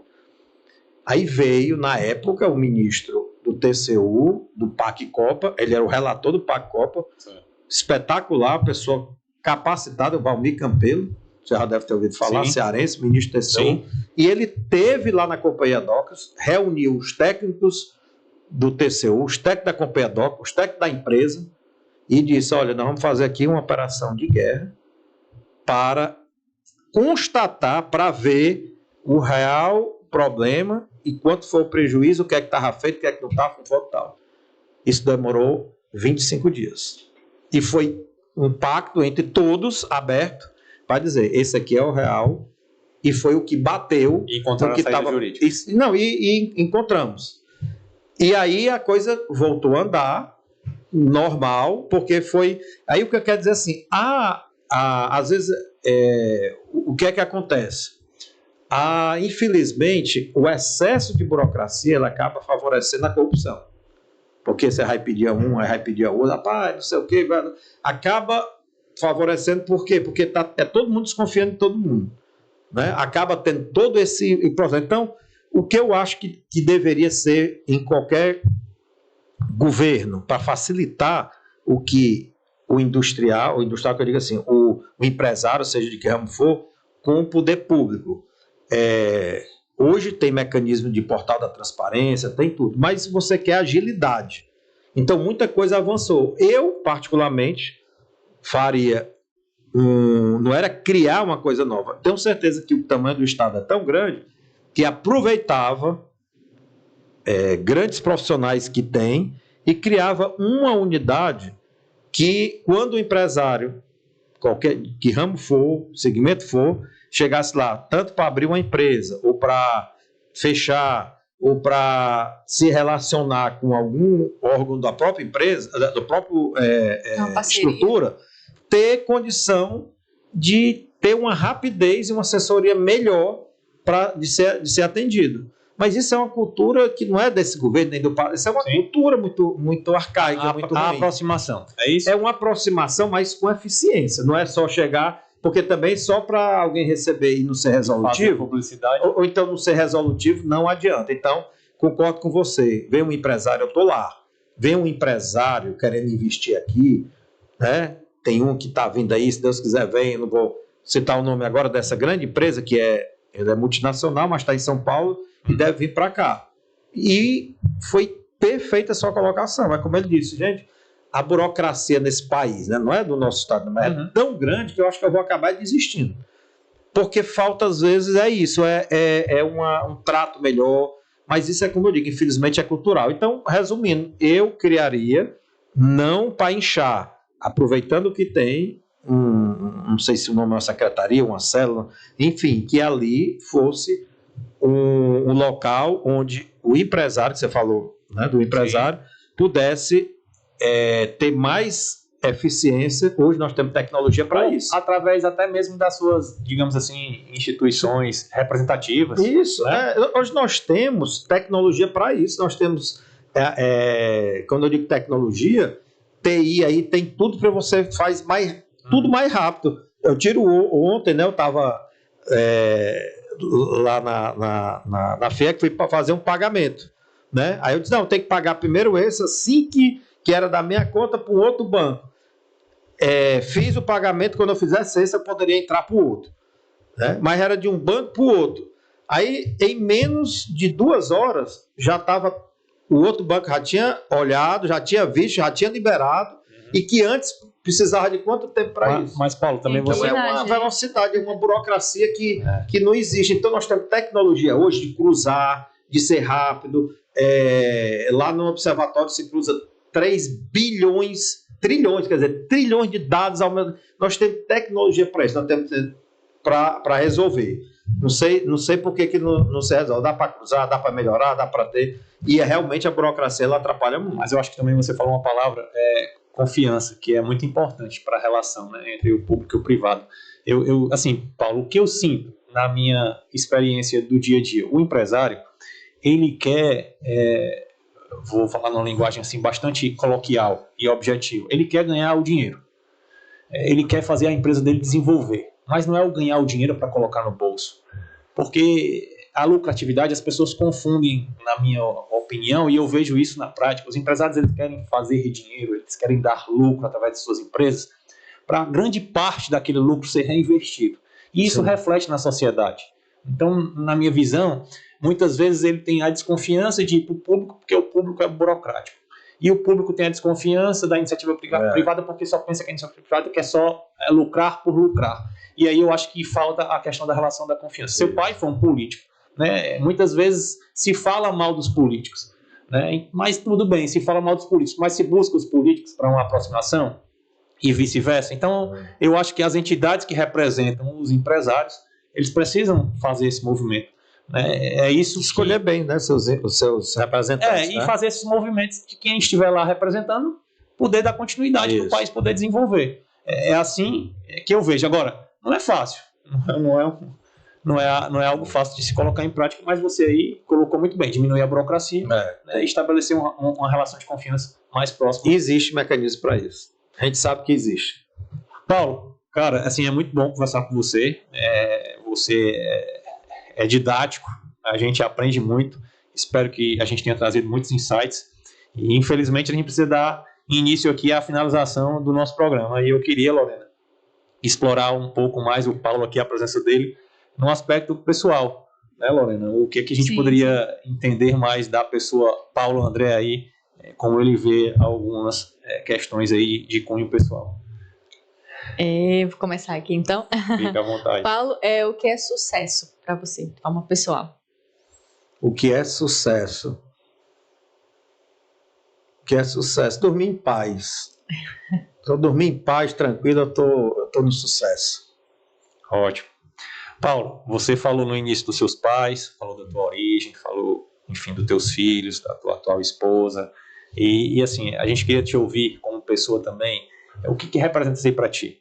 Quando tu pensa nos teus filhos, na tua atual esposa, nos teus pais, o que é a família aí para ti? A família, ela é a base realmente de tudo, né? Isso está desde a Bíblia, né? Então a família ela é a base para você ter sucesso, né? Sim.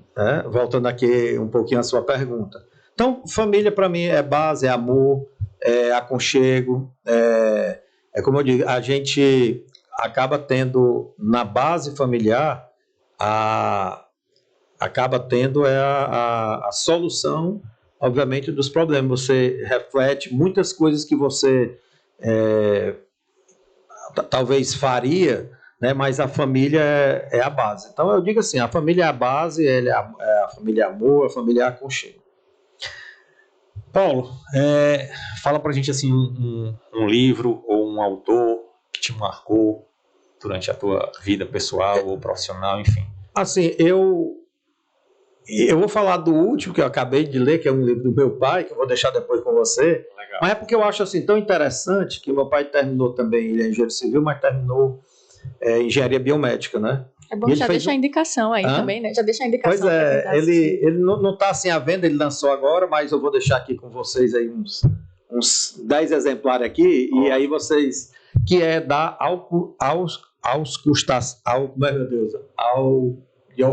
auscultação à ressonância.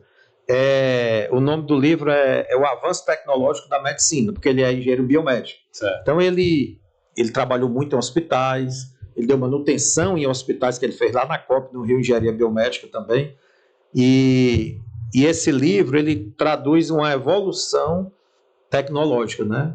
De antigamente os médicos auscultavam, que é aquele do ouvido, né? Nem do... Sim. E agora, com a ressonância magnética, você já vê tudo, né? Por exemplo, o pulmão. Mas ali tem um relato, tem vários cientistas, vários médicos, enfim, com biografias dentro. O livro é bem bacana. Mostrando Então, o quanto avançou. o quanto avançou, é o avanço tecnológico da medicina. E eu gosto muito, assim, do Mário Sérgio Cortella, que fala muito, né, da ética, fala muito... tem um livro que até, na época, minha esposa, acho que em 2016, me deu, que Para que fazemos o que fazemos, né? A gente... Ele é muito vinculado à educação, né? Ele é um filósofo, Totalmente. educador. Foi secretário, educador. Assim, eu gosto, assim, da pegada dele, né? Então, sugeria os livros do Mário Sérgio para quem quer ter um pouquinho de tranquilidade, não ficar... Né? Porque a gente vive num turbilhão. E esse do meu pai aí, que foi o último que eu tô lendo. Legal. Para terminar, uma frase ou um conselho que o senhor gostaria de deixar? Bom, eu vou falar a frase dos nossos avós, né, que eu acho que passa de geração para geração, né, que é fazer o bem, né, sem saber a quem, né? Não precisa você estar querendo fazer alguma coisa por um interesse, alguma coisa em troca, alguma coisa, faça o bem sem saber a quem, seja uma pessoa comprometida com o meio que você vive, com ética, né? com transparência, e principalmente fazer o bem mesmo, você se doar para o outro, né? Porque a gente vive num mundo que a desigualdade é tão forte, é tão grande, e se a gente for ser egoísta, for se isolar, quem tem um pouco mais, quem teve um pouco mais, assim, que eu digo, de conhecimento, às vezes a gente se depara muito com a sua existência, né? Por isso que eu andei indo assim, muito lá para Nova Acrópole, né? Vendo também essa questão das filósofos, né? De filosofia. Marisley sempre ia lá, né? E a gente acaba, se a gente se isolar, ou se a gente não dá a contribuição que a gente tem, porque nós somos privilegiados, né? E nós estamos numa minoria privilegiada de nível de educação, de nível cultural, inclusive relacionamento, inclusive financeiro e tal.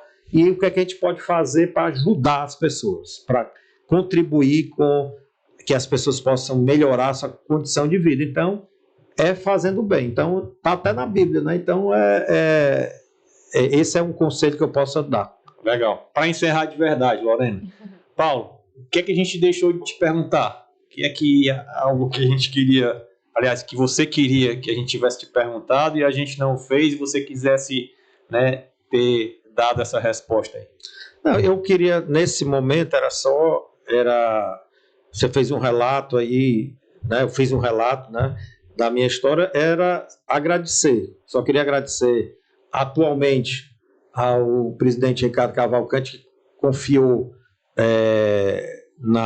em mim, na minha equipe, né, está confiando nesse propósito de duas instituições, para mim, extremamente importantes para a evolução, para o crescimento, para o desenvolvimento de qualquer país, qualquer estado, que é trabalhar educação, inovação e saúde, né? Então, sou altamente realizado, quero agradecer a ele, em nome dele, toda a minha equipe, né, de trabalho, todos que fazem essa instituição, e agradecer a minha família, né, meus pais, meus irmãos, minha esposa, meus filhos, pela educação que me deram, pela a convivência que nós temos altamente salutar, mas eu acredito que não teve talvez nenhuma pergunta que me veio à cabeça. Então, vou responder agradecendo e, para finalizar, agradecendo essa oportunidade de estar aqui falando um pouquinho aí da minha vida, da minha trajetória e tentar continuar fazer o bem.